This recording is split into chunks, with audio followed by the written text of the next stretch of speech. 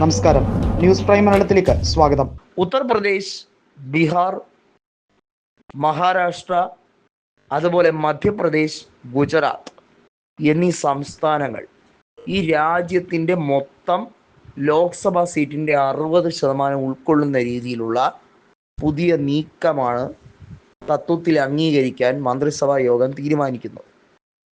അതായത് 543 സീറ്റേ ഉള്ളൂ എങ്കിൽ, സീറ്റ് വർധന ഉണ്ടായില്ലെങ്കിൽ പോലും ഇവിടെ ഡീലിമിറ്റേഷൻ മെത്തേഡ് കൊണ്ടുവന്ന് വിവിധ സംസ്ഥാനങ്ങളിലെ സീറ്റുകൾ വെട്ടിക്കുറയ്ക്കുക, ചില സംസ്ഥാനങ്ങളിലെ സീറ്റുകൾ ക്രമാതീതമായി വർദ്ധിക്കുക, ഇതൊക്കെയാണ് BJP ആസൂത്രണം ചെയ്യുന്ന പദ്ധതി. 80 ലോക്സഭാ സീറ്റുകളുള്ള ഉത്തർപ്രദേശ് നേരെ 120 മുതൽ 130 വരെ ആക്കാനുള്ള സാധ്യതയുണ്ട് എന്നുള്ള വിലയിരുത്തലാണ്. 26 ലോക്സഭാ സീറ്റുകളുള്ള ഗുജറാത്ത് നേരെ 40 45 ആയാൽ പോലും അത്ഭുതപ്പെടേണ്ട കാര്യമില്ല. അതേസമയം 28 ലോക്സഭാ സീറ്റുകളുള്ള കർണാടകയിൽ ഒരുപക്ഷെ 2 3 സീറ്റുകൾ വർദ്ധിപ്പിക്കാനുള്ള സാധ്യത മാത്രമേ കാണുന്നുള്ളൂ.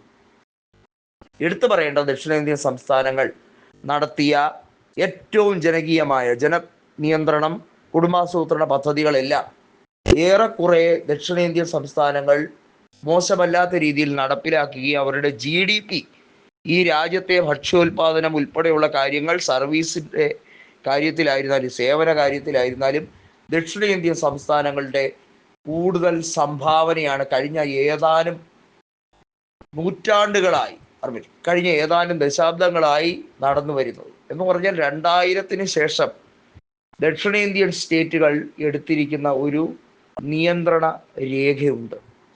ഉത്തരേന്ത്യയിൽ പ്രത്യേകിച്ച് ഉത്തർപ്രദേശ്, ബീഹാർ അടക്കമുള്ള എല്ലാ സ്റ്റേറ്റുകളിലും സമാധാന അന്തരീക്ഷം തകർന്ന് തരിപ്പണമാകുന്ന രീതിയിലേക്കാണ് കാര്യങ്ങളുടെ പോക്ക്. നോക്കൂ, ബീഹാർ BJP കൈയടക്കി വെച്ചിരിക്കുകയാണ്. ജനതാദൾ പാർട്ടികൾക്ക് വലിയ ആധിപത്യമുണ്ടായിരുന്ന മണ്ഡൽ കമ്മീഷൻ കാരണം ജനതാ പാർട്ടികളുടെ വേരോട്ടമുള്ള 2 സംസ്ഥാനങ്ങൾ ബീഹാറിലും ഉത്തർപ്രദേശിലും, ഈ 2 സംസ്ഥാനങ്ങളും BJP പരിപൂർണമായി കൈയടക്കി വെച്ചിരിക്കുന്നു.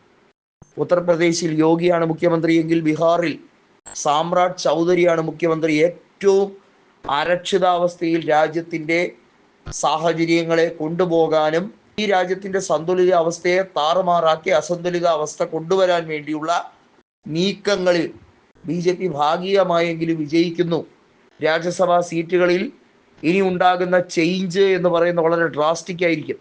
കേരളത്തിലെ അതുപോലെ തമിഴ്നാട്ടിലെ ഒക്കെയുള്ള രാജ്യസഭാ സീറ്റ് ഒഴിവുകളുടെ എണ്ണത്തിലും ഗണ്യമായ കുറവ് വന്ന് അതെല്ലാം ഉത്തരേന്ത്യൻ സംസ്ഥാനങ്ങളിൽ വളരെ വർധനവോടെ ഇംപ്ലിമെൻ്റ് ചെയ്യാനുള്ള നീക്കങ്ങളാണ് BJP ഇപ്പോൾ ആസൂത്രണം ചെയ്തുകൊണ്ട് അണിയറയിൽ നടത്തുന്നത്. ഇതിനെതിരെയുള്ള നീക്കം സുപ്രീം കോടതിയിൽ പല ഹർജികളായി പ്രതിപക്ഷം കൊടുക്കാൻ ശ്രമിക്കുന്നു. കപിൽ സിബൽ അടക്കമുള്ള മുതിർന്ന അഭിഭാഷകർ വലിയ തോതിലുള്ള നീക്കങ്ങൾ അതിനുവേണ്ടി നടത്തുന്നു. പക്ഷേ അതൊക്കെ വിജയിക്കുമോ പരാജയപ്പെടുമോ എന്നുള്ളത് കാത്തിരുന്ന് കണ്ടറിയേണ്ടതാണ്. ഈ രാജ്യം അസംതൃപ്തിയുടെ ഏറ്റവും മുൾമുനയിലേക്ക് കൊണ്ടുപോകാനാണ് BJP ശ്രമം.